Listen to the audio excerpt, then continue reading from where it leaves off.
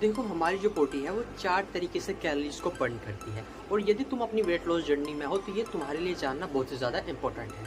Number 1 है हमारा BMR मतलब बेसल मेटाबॉलिक रेट। हमारी जो बॉडी है डेली रूटीन में इसको फंक्शनिंग के लिए भी कैलोरीज की जरूरत होती है, जैसे कि हमारा हार्ट फंक्शन कर रहा है, ब्रेन, किडनी, हम ब्रीथ कर रहे हैं, ये सारी जो फंक्शनिंग हो रही है इनके लिए भी बॉडी को कैलोरीज की जरूरत होती है और इसके लिए बॉडी जो कैलोरी बर्न करती है उसको कहा जाता है BMR, राइट।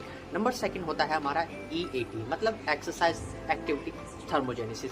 जब आप रनिंग, जॉगिंग, जिम कोई भी एक्टिविटी करते हैं और उसके दौरान आपकी बॉडी जो कैलोरी बर्न करती है उसको EAT कहा जाता है। नंबर 3 होता है हमारा NEAT non exercise activity thermogenesis मतलब आप जो डेली रूटीन के कार्य कर रहे हैं, आप वो उठ रहे हैं, बैठ रहे हैं, घर के काम कर रहे हैं, सीढ़ियाँ चढ़ रहे हैं, तो ये जो डेली रूटीन के वर्क आप कर रहे हैं उसमें जो आपकी बॉडी कैलोरी बर्न करती है उसको नीट कहा जाता है। नंबर 4 होता है हमारा TEF मतलब थर्मिक इफेक्ट ऑफ फूड।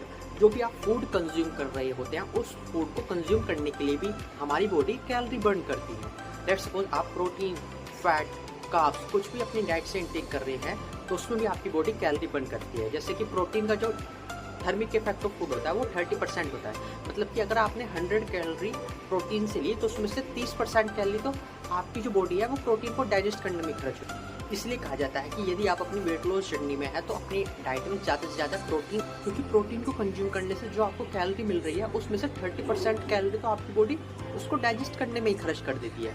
तो सबसे बेटर ऑप्शन है कि आप अपनी डाइट में प्रोटीन को ऐड करें क्योंकि उसका TEF सबसे ज़्यादा होता है। और अब आप अपने सामने एक चार्ट देख सकते हैं, उसके हिसाब से आप देख सकते हैं कि आप जो दिन भर में कैलोरी ले रहे हैं उसमें BMR में कितना %, EAT, NEAT, thermic effect food, इन सब में कितने % आपकी बॉडी खर्च करती है।